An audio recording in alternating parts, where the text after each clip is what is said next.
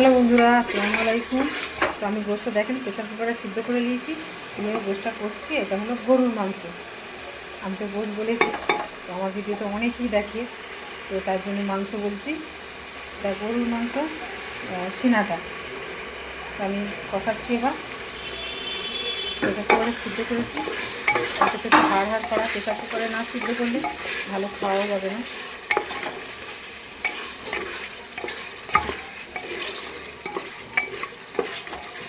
কাজু দিয়ে তো কাজু